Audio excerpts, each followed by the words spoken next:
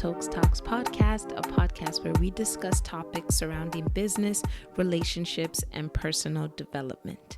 Happy Wednesday, happy hump day. I hope you guys are having an amazing week so far.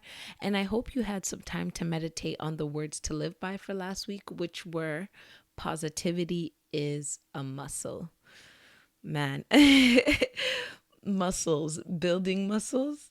It's so easy when you start to build them for them to go into attrition when you stop, which is when you bulk up and you do all of those things. But the moment you stop actively pursuing muscle building, the muscle starts to eat away at itself and you're left with what you started with, which is not the strength, right? And what I learned this week with regards to this is that avoiding attrition takes a lot of conscious effort.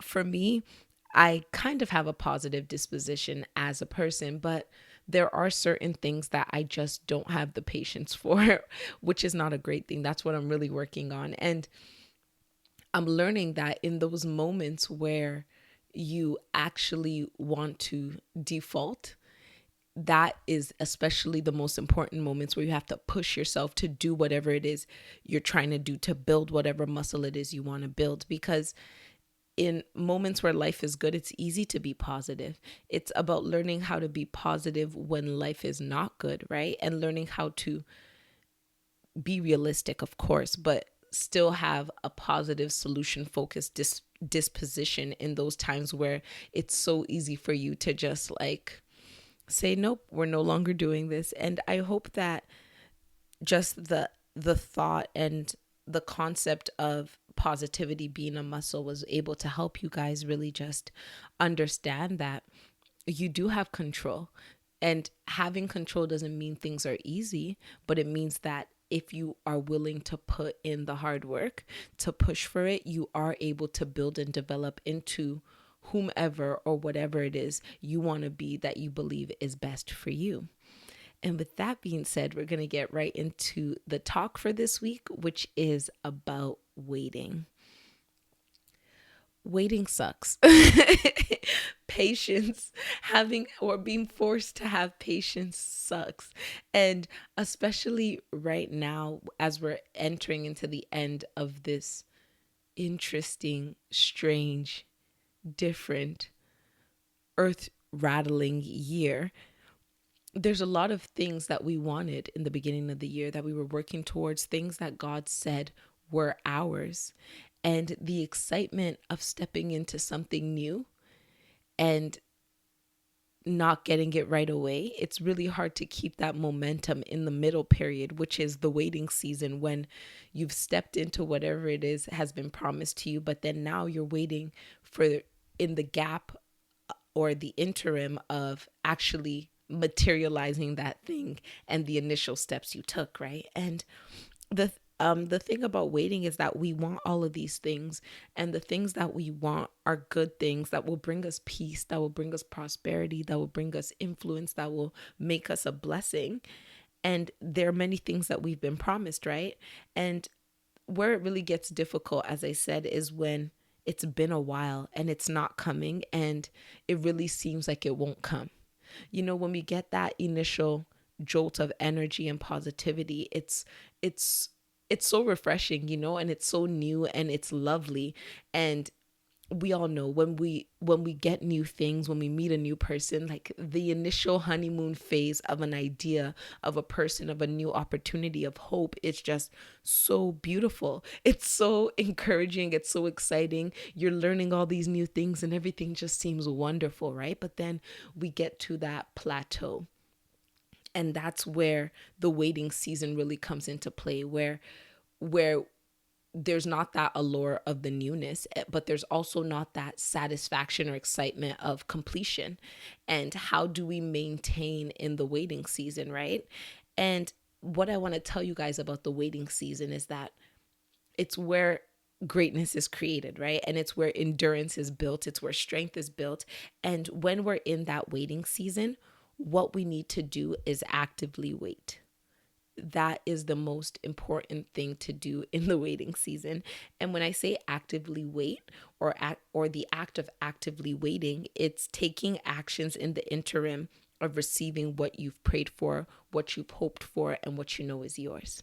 So in that season, you need to be taking actions.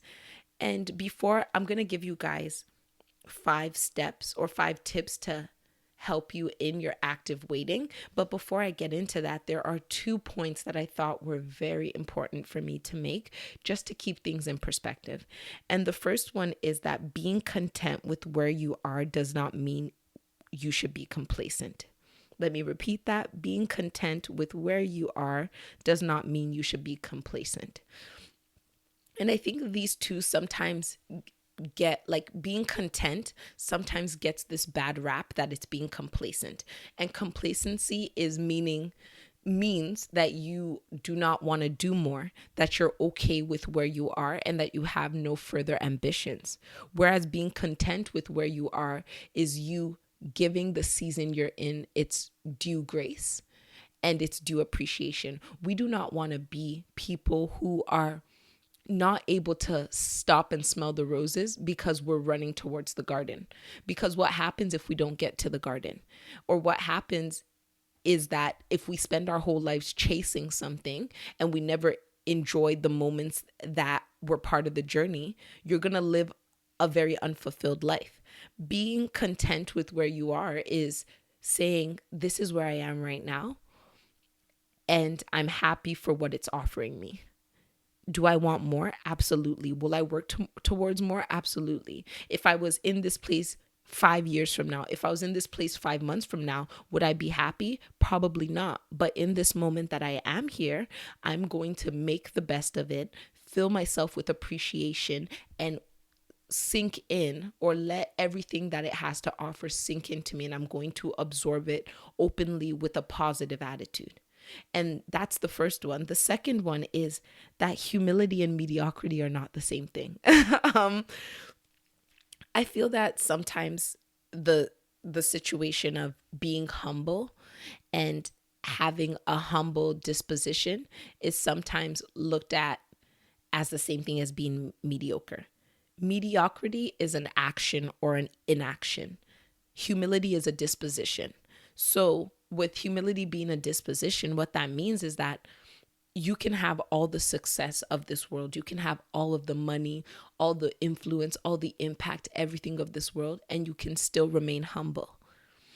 Being mediocre means that you're working under your ability, which is a disservice to yourself, a disservice to the people around you who are waiting on you to activate your blessings so that they can tap into it. And it's a disservice to your purpose, right? So I want you guys to just keep these 2 things in mind, right? Like, when we wait for what we want, we can be content and we can be happy in the moment while actively wanting more, right? And being humble doesn't mean you need to be lowly. It doesn't mean that you need to not achieve anything or you don't need to be great. Like, when people say I live a very humble life, you can be a millionaire and decide to live on a farm and just take care of chickens for the rest of your life, if that's the life you want to live, right? But living a humble life doesn't mean you want to get to a place where you feel it unnecessary to tap into your full potential because you feel like being great is not synonymous with humility. But humility is a disposition. If you're somebody who, when you accomplish all the great things that you're meant to accomplish, you're going to become a horrible person, then that's a character flaw that you need to work on. It's not synonymous with success. It's when you feel that your success has deemed you above all other people to the point where you no longer have to have respect or have compassion. That's a character flaw. So it has nothing to do with the money and the accolades. I want to be extremely successful and humble. That's the goal. I want to have as much money as I need to make all the impact necessary. I want to make all the impact necessary for me in my purpose. And I want to do it to the full extent that God has bestowed on me. And in that, I want to remember always that it's God who gave it to me and he can remove it from me. And based on that knowledge, it's not my power. So there's no reason for me to have an arrogance about me because I didn't do it for myself, which will make me humble constantly. That's the goal. So I just want to get those 2 things out of the way because in creating this episode and really thinking of what I wanted to say, those were the two things that really just kept pressing on my spirit. So I thought I'd put it out there because I don't want any of you guys to block and hinder yourselves from really entering into what you're meant to because you feel like it's not biblical or it's not right or it'll make you a bad person. The greatness we have and the greatness we're meant to tap into is meant to serve a purpose. So for you to ever think that, oh, I don't want to do too much, I don't want to be too rich, I don't want to fulfill my destiny in a way that it will bring me a lot of possessions or access to possessions because I won't be humble anymore, is a disservice that really requires a mindset shift. And I just, maybe in me saying this, I don't know who is meant to hear that. I hope it brings you perspective and really helps you to look at things in a different way. Money and resources are not the root of all evil. it's misallocation of those resources or idolizing those resources that really is the root of all evil. So I just want to bring that up before I get into the talk, just to clear the air, to make it a little smoother and for you guys to be able to receive whatever I'm saying a lot easier. So the 5 steps to actively waiting. This is, of course, as I always say, not all encompassing, but I think that these 5 really, if you really utilize them, that's the word. If you really utilize them, keep them in the back of your mind and activate them, it's going to help you. It's going to help the wait be a little more purposeful. It's going to help that gap between what you started and where you're going to finish feel a little smaller and also feel more intentional, right? When we're waiting, the issue with waiting is the are we there yet principle, right? Of are we there yet? Are we there yet? Because you're bored and there's nothing to do and you feel like everything is going to be at the destination, like when kids are on a road trip, right? But when we're actively waiting, we're not saying, are we there yet? Because we know what we're doing is going to get us there. So it's not a matter of sitting back and waiting for eventually to happen. It's more so us doing what we need to do at this moment to ensure that when eventually does happen, as we know it will, we'll have all of our ducks in a row. The first tip is to believe it's yours. Whatever it is you're waiting for on the other end, you have to believe that it's yours. You have to have faith and blind faith, because in the waiting season, in the beginning, you get that promise and that excitement of the newness and all the greatness that you think this thing will have, right? But then in the waiting season, it might get a little blurry because we're not seeing what's happening. But that's where it's most important for you to have that blind faith that the thing that I was promised that set me on this journey has not changed. I may not be able to see it and I may not have the excitement of the newness that it had initially brought me, but it's still there. If you wait in disbelief, you will be blind to every single opportunity that's coming your way. You need to believe it's still yours, because the moment you don't believe that whatever it is that you're waiting for is still attainable, it's still within your grasp and that it will be yours, every single opportunity that will come up in the waiting season, you won't see it because you no longer believe that it's yours. You know that excitement when, let's just say, when you meet a new person who you're really into and you're so excited about, and you're having those conversations and you're talking to them and everything they're saying is so new and fresh and their perspective just seems so wonderful because of the fact that they're so new, to the point where they say something, you're like, ooh, I've never thought of it like that. Ooh, I've never looked at it like that. And that investment in getting to know them and in believing in whatever it is they're telling you just makes you so attentive that you even pick up on the small nuances that they never even said. That is what believing that it's yours does for you. It allows you to be able to pick up on those small nuances. It allows you to say, my goal is still mine. So when something happens that someone else might skip over, you'll look at it as an opportunity. Ooh, that's what happened. Oh, that opportunity. Ooh, that thing. Like, you will be so enamored, and it will keep you in a faith space that will allow every single opening to make sense to you, right? Like, if you think that if you don't have belief, right? If you don't believe that it's yours, you'll be looking for a giant door to step into because it has to be obvious. It has to be glaring. It has to have two shining arrows saying this is the way. But when you believe it's yours, you might see a little crack in the corner and realize that that's the door you're going to enter into. You might have to do a little digging, but that's your door because you're actively looking for it and you're willing to accept every iteration of how it will come because you believe it's yours and you believe it's coming. The second tip is to check yourself.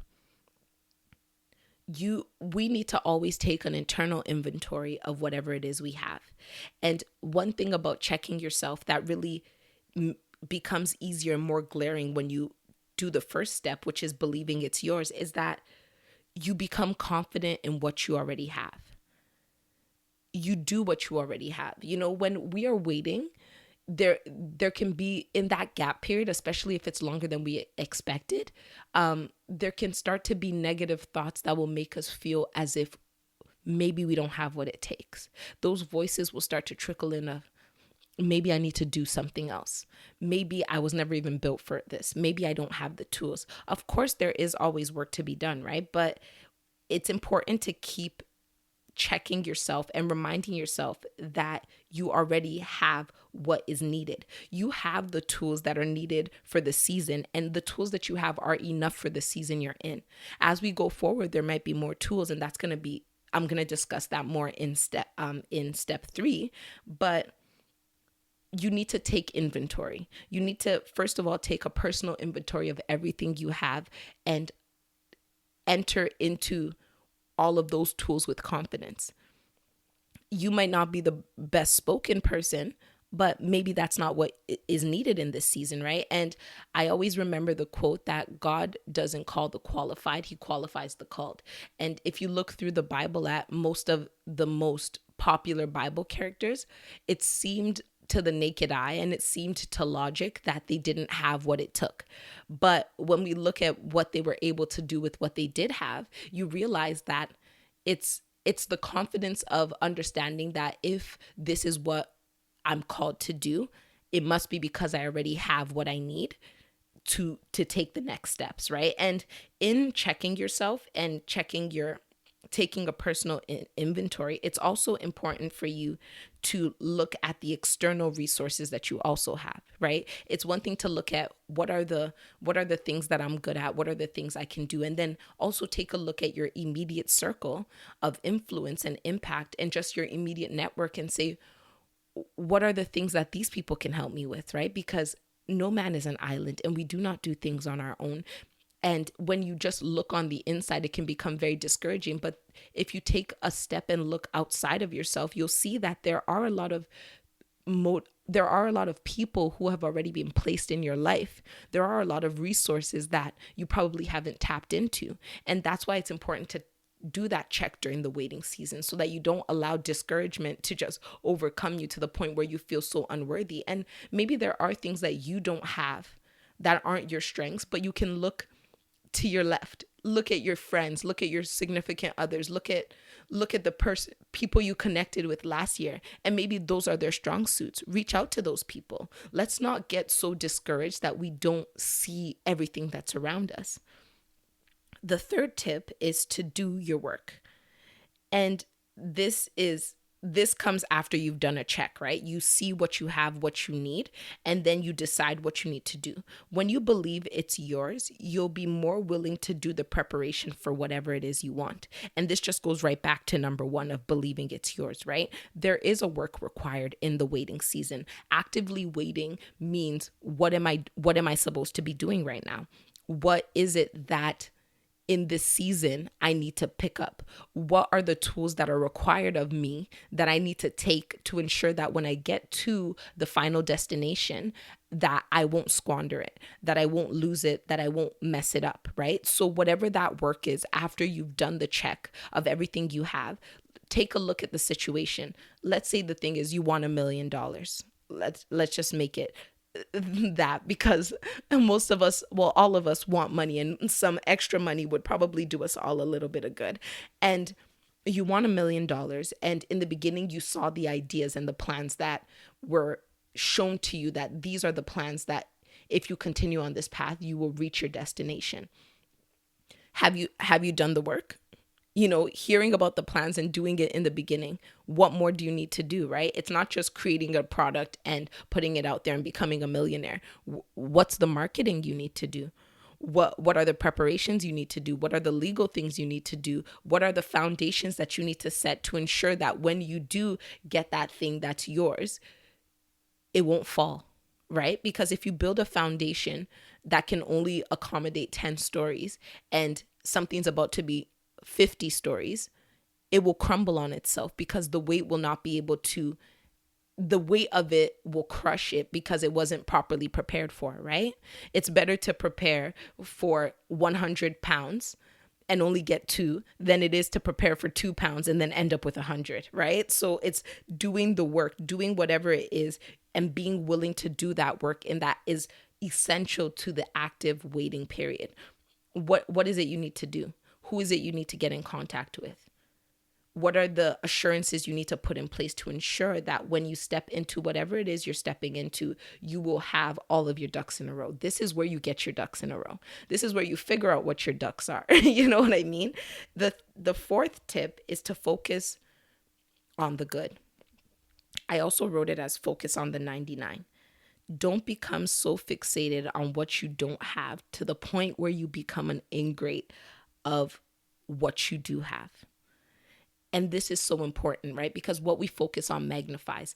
And in those waiting periods where we're not seeing the results, where we thought we would have it by now, but we don't, where we're looking around and we're seeing other people accomplish these things, and we, for whatever reason, we haven't had our own, do not let that become a monster. Do not let that become a spirit. As I spoke about last week, do not let that negativity of the one part that's not going the way you want consume you and infect you so much that you're not even able to focus on all the other great things that are happening. And truth be told, perspective is everything, right? Positive perspective is everything. Pay attention to all the good that's happening. Yes, there's that ultimate thing that you want and you're deserving of, as I said, and you will get it, as I am so sure if it's meant for you, you will have it. But do not let the disappointment of our personal timing and our time frame of when we thought we would have it not being fulfilled get you to a point where you lose perspective of being able to see the good. And what I've learned, especially with my journey of entrepreneurship and just trying to enter into what I believe is mine, is that perspective really helps you to open doors. As I said in the beginning of check it, I'm believing something is yours, right? That you're, instead of looking for a glaring door, you'll see the little crack in the floor and you'll attribute that to being a door. And then you'll start to dig down and you'll realize it's a door, right? You'll be able to look at things unconventionally. The thing with focusing on the good and focusing on the 99 that are good instead of the one that isn't, is that you start to see little glimmers of hope. It's like when you're running a marathon, for example, right? You start off, there's all of that adrenaline in the beginning, and this is a marathon, essentially. You start off with all of that adrenaline, you think of all the training you've done, all the preparation, and there's that excitement, right? Because at the beginning, all those people are cheering you on, they're yelling, it's so wonderful. You're not tired yet, you feel you're hydrated, you were built for this. Wonderful, right? And let's say it's a 15K marathon. Or what is it, like 23K? I don't even know. 26K, I think, is a full marathon. Correct me if I'm wrong. Clearly, I don't do running like that. But when you get to, let's say, the first 5K, that's easy, right? Because we're still close to the beginning. You can still hear those cheers. But what happens when you get to 15K? And you get tired and you're somewhere in the middle and you look to the back, you can't see where you started, and you look to you look ahead of you and you can't see the finish line. That is where those little pit stops happen, right? Where you'll be running and there'll be that one person who gives you a little bit of Gatorade, and you drink that Gatorade and it helps you to continue on your path. When you focus on the positive, when you focus on the 99, you'll start to see those Gatorade moments. You'll start to see those moments where, oh, I didn't get a job yet, but oh, I haven't gotten a call in a while, but I just got a call for an interview. This might not even be the job. I may not end up getting this job, but it's just that little reminder that your path is still set before you. And it's It's the way that I think God reminds us that we're good. He gives us these little pieces. Like, you start to feel that, oh, maybe I'll never get this thing I wanted. Maybe I set out on the wrong path. But then boom, somebody talks to you, and you post a video, and your videos haven't been getting any traction. And you post one, and then someone DMs you, and they're like, you're meant for this. This fits you. You're a good person. Little tiny reminders. And those are the little Gatorade moments that we need to hold on to ensure that, to give us a little bit more fuel to continue to the next step of our journey. We're never left desolate, friends. And when we start to feel like we're left desolate, it's because we're focusing on the wrong thing, and we've magnified that so much that it's muted our ability to see past that and see all of the good that is around us. And sometimes it's just a friend saying, I felt something good for you. Or I had a friend tell me the other day that every single one of your heart's desires will be fulfilled. And she said that to me as just a supportive friend, because I had rendered her help in the ways we do to our friends. But in that moment, I was feeling very low on myself. My morale was a little down. I was a little confused on where to go, but that little Gatorade moment that she gave me was enough to propel me right back into the path, right? And to keep me focused, because if I'm helping my friend in this way that's affecting her life positively, that means I have the ability to impact the masses. That means that if I get the access to that stage, I'm going to be able to do it at that grand level, because I'm already proving that I can do it at this lower level. So those are the things we really need to focus on. Those little pit stops of confirmation, those Gatorade moments, those are what we need to focus on. And if one thing is not going well in our lives, the thing that we want, look at all the other things that are going well. They might not even be related to that thing per se, but just look at everything else. Is it the fact that you still have laughter? Is it the fact that things aren't going your way, but your daily bread is being provided? You might not have savings in your account, but every single time your bills come up, you pay them on time. That is a blessing. That, in this season of that we're in, that is what we should be content and grateful with. As we want more, as we want to get to that place of abundance, as we want to get to our final destination, what are the things in this season that are still working, that are still functioning? Certain things that we've never had to think about. Yes, if I wanted to buy a $50,000 car, I may not be able to do it today. But if I'm ever hungry, I can go to the store and buy groceries and swipe my card without looking up at the price, being scared that my card will decline. That is a win, because a lot of people can't even do that. But if we're sitting here waiting for the huge wins, so much so that we're not seeing the little normalcies that are going through our lives, the things that we don't even have to think about, that are the biggest concerns of other people, we become ingrates. And it's horrible to be an ingrate, because we are missing out on the little blessings. Yes, of course, the big things are great, but in life, we can't be jumping from mountain to mountain in terms of big, huge accomplishments. We have to also appreciate the mellow accomplishments that are happening day to day, and that will keep us in perspective. That was kind of a rant, but yeah, the last and final tip is to open your mind. If you believe it's yours, if you've checked yourself, if you do the work and you focus on the 99, you need to open your mind. Be open to every single iteration and possibility, every single path that journey can take you on, because it's viable. It's not always going to be straight. It hardly ever is straight. And part of opening your mind is really praying for what you want. And then one thing that has been really important to me lately is that if you're praying, you're having a conversation with God, right? You're telling him what you want. You're thanking him for what he's done. But in any conversation you have with anyone else, what happens? There's an interaction, right? It's a conversation. So there has to be answers. There has to be a back and forth. So once you pray, once you're done praying, take a moment and listen. Listen for what God has to tell you. Listen for what will be downloaded into your spirit. Listen for ideas and confirmations, and then move on the word of that confirmation confidently. Whatever it is you hear, you might not be able to see it yet, right? In the beginning, we believe it's ours. That's blind faith. You might not be able to see it, but know that it's there. when a person who's running a marathon gets to the halfway point and they can't see the beginning and they can't see the end, why is it that they don't turn around? Or why is it that they don't go off pace?